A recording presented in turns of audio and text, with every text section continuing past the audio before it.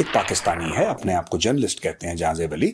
और जहाजेब अली ने प्रेस, ये इनकी आदत है कि ये प्रेस कॉन्फ्रेंस में जाते हैं और प्रेस कॉन्फ्रेंस में कोई ऐसी कंट्रोवर्शियल चीज कहने की कोशिश करते हैं जिसमें इंडिया का नाम आ जाए। यार, कोई बात में अगर कोई लॉजिक हो तो लोग सीरियसली लें। तो भाई साहब, लेकिन इससे उसको कोई फर्क नहीं पड़ने वाला। नमस्कार दोस्तों, डीडी रेड के एक और एक्शन वीडियो में आप सभी का स्वागत है। मैं हूं आलोक। तो आज जो वीडियो लेकर आया हूं वो लेकर आया हूं मैं मेजर गौरव आर्या का, और इसका टाइटल है 5 journalist hints Indian involvement in Trump assassination. और इसके बाद जो है अमेरिका में इस पाकिस्तानी पत्रकार ने उठाया ये मामला और अमेरिका में हो गई इसकी जबरदस्त घनघोर बेइज्जती। बुरी लगी इसकी पाकिस्तानी जर्नलिस्ट की। आइए चलिए देखते हैं कि मेजर गौरव आर्या क्या बता रहे हैं। जय हिंद दोस्तों, मैं हूं मेजर गौरव आर्या और आप देख रहे हैं मेजरली राइट।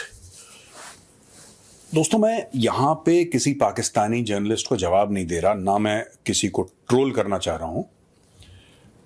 बेइज्जती तो मैं उस पूरे मुल्क की करता हूं और एक साथ 25 करोड़ लोगों की करता हूं डेली। जिस दिन नहीं करता उस दिन उन लोगों को बुरा लगता है, फोन आ जाते हैं पाकिस्तान से कि मेजर साहब आज आपने जलील नहीं करा, क्या हो गया?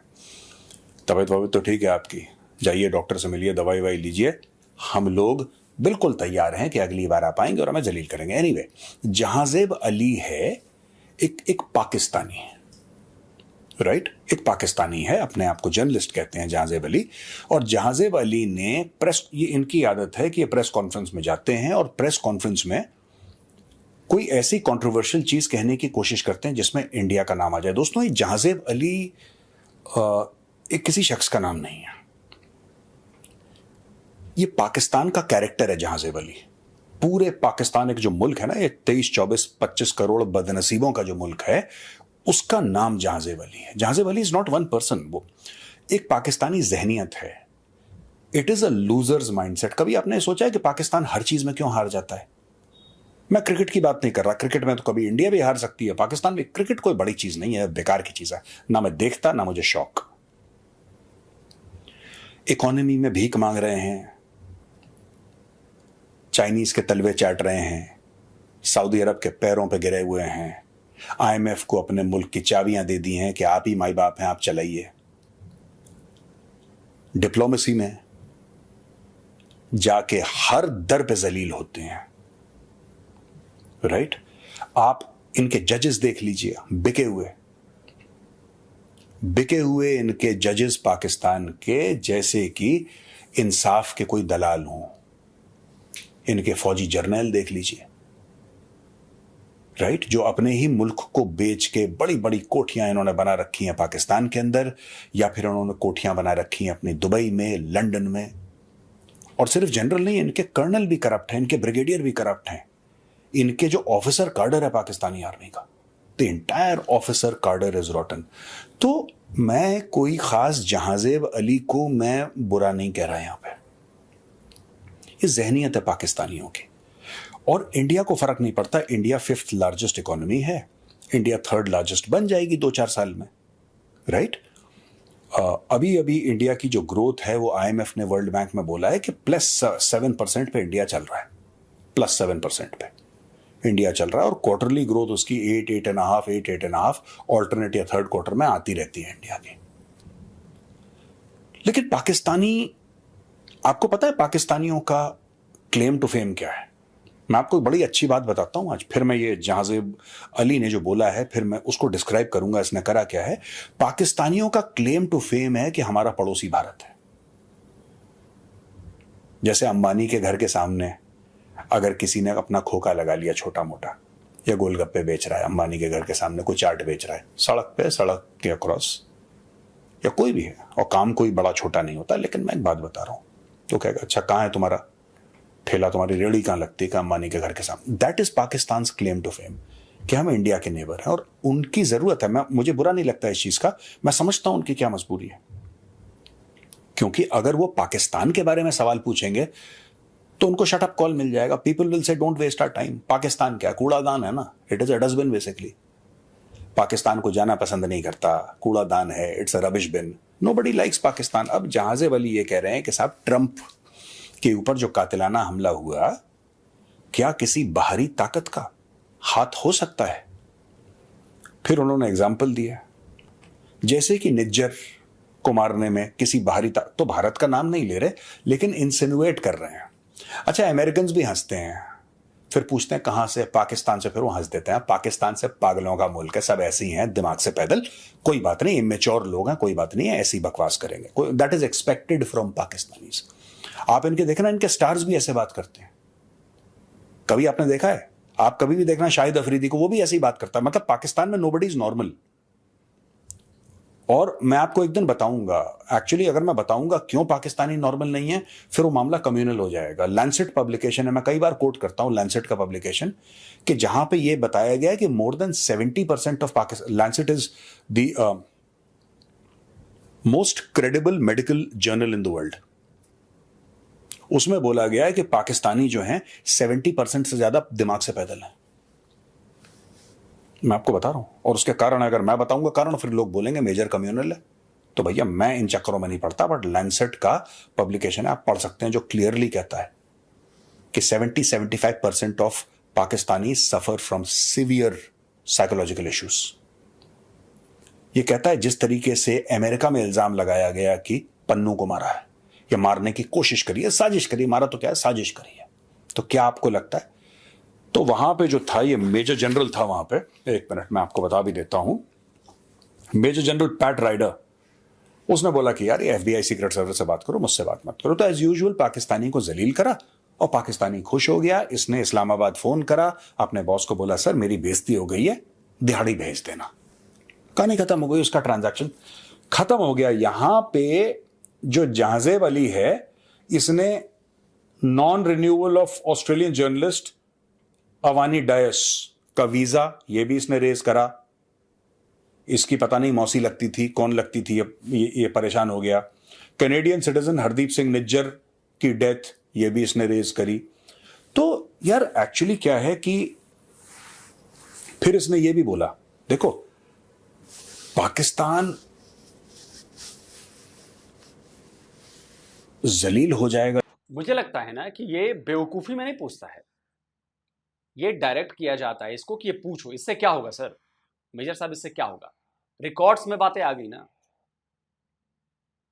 किसी एक का दिमाग उधर चला गया, कोई बयान आ गया, बस इतना ही काफी है उनके लिए। रिकॉर्ड में बात आ गई ना, उसने कहा कि जी एफबीआई और सीक्रेट सर्विस से पूछो, रिकॉर्ड में बात आ गई कि जी भारत का नाम आ गया, भारत का एंगल आ गया। रिकॉर्ड में लाने के लिए कि कहीं ना कहीं रिकॉर्ड में आ जाए कि इसमें इंडिया हो सकता है, इसमें भले वो बाद में कूड़ेदान में चली जाए, लेकिन एक बार ही तो रिकॉर्ड में आ गई ना चीजें, अखबारों के आर्टिकल में छप गई ना चीजें, बस यही चाहिए, और क्या चाहिए। जलील हो जाएगा, लेकिन भीख मांगना नहीं भूलेगा। उस प्रेस कॉन्फ्रेंस में भी इसने भीख मांग ली। मैं तो सैल्यूट करता हूं उस रेजिलियंस को, जो जज्बे वाली कौम है ना, कलमा पढ़ के बनी थी। ये मौका लगते भीख मांग लेते हैं भाई लोग। अब इसने क्या बोला, क्या अमेरिका पाकिस्तानी आर्मी की जो डिमांड है, डिमांड देखो, भिखारी डिमांड करता है कभी? जो आपको लाल बत्ती पे भिखारी मिलता है वो कहता है कि यार ऊपर वाले के नाम पे कुछ दे दो, क्या बोलता है, अबे दे, अभी पैसा दे मुझे, वरना। पाकिस्तानियों का भीख मांगने में भी स्वैग है यार, ये ऐसा मुल्क है। देखो इसने भीख मांगी कि America will consider Pakistani army's demand for modern weapons. ये देखो मॉडर्न वेपन्स।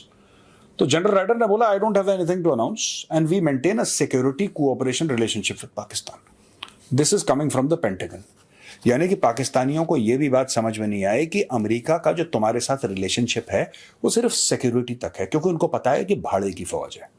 पाकिस्तानी फौज के जर्नैल दलाल हैं, उनके सामने एक रोटी और एक बोटी भेजो, वहां पे फेंको, वहां पे उनके सामने, तो भौंकेंगे भी, जीप भी अपनी निकालेंगे, दुम भी हिलाएंगे और भौंकते हुए सामने आएंगे और बोलेंगे अमेरिका को, जी अमेरिका बहादुर साहब आप बताइए क्या करना है, हुक्म की तामील होगी।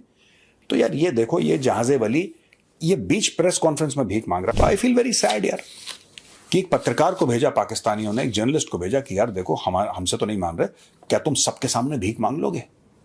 पाकिस्तान के लिए हथियारों की अगर तुम सबके सामने मांगोगे, हो सकता है शर्मा शर्मी में कुछ 2-4 गोलियां दे दें, 1-2 बंदूकें दे दें, तो हमारा फ्री में काम चल जाएगा। ये हाल है। देखो इंडिया का नाम लेने वाले जहाजेब अली हैं,